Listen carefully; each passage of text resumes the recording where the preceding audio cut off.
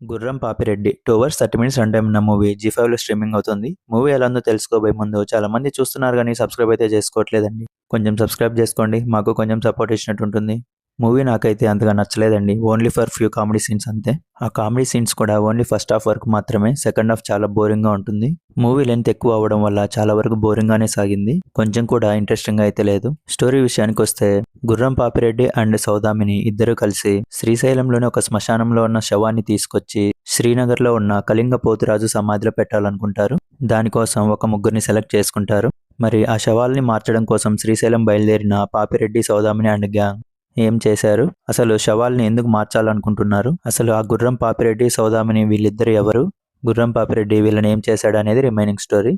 ఇది ఒక dark comedy thriller గా వెళ్తుంది. ఫస్ట్ హాఫ్ మొత్తం కూడా శవాల్ని మార్చడంలోనే అయిపోతుంది. ఆ శవాల్ని మార్చేటప్పుడు వచ్చే కామెడీ సీన్స్ పర్లేదనిపిస్తాయి.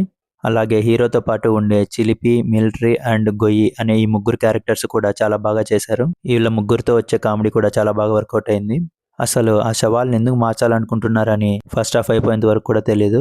సెకండ్ హాఫ్ లో వచ్చే ఫ్లాష్ బ్యాక్ ఎపిసోడ్స్ అసలు గొయ్యిని ఆ సంస్థాన వారసుడిగా నిరూపించడానికి పాపిరెడ్డి చేసే ప్రయత్నాలు ఒక్కటి కూడా వర్కౌట్ అవ్వలేదు. చాలా బోరింగ్ గానే ఉన్నాయి. మూవీ లెంత్ ని కాస్త ట్రిమ్ చేసుంటే బాగుండు అనిపించింది. అసలు గుర్రం పాపిరెడ్డి ఎందుకు ఆ కుటుంబాన్ని టార్గెట్ చేస్తున్నాడు అనే విషయాన్ని లాస్ట్ వరకు కూడా చూపించరు. దాన్ని మళ్ళీ పార్ట్ 2కి లీడ్ ఇస్తూ క్లోజ్ చేశారు. సినిమాటోగ్రఫీ సినిమాకి చాలా హైలైట్ అయింది. మ్యూజిక్ జస్ట్ పర్లేదు. పర్ఫార్మెన్సెస్ విషయానికి వస్తే ప్రతి ఒక్కరూ చాలా బాగా చేశారు. అలాగే మిలిటరీ, గొయ్యి, చిలిపి అనే 3 క్యారెక్టర్స్ చాలా బాగా వర్కౌట్ అయ్యాయి. యోగిబాబు ఉన్నప్పటికీ పెద్దగా ఇంపార్టెన్స్ అయితే లేదు.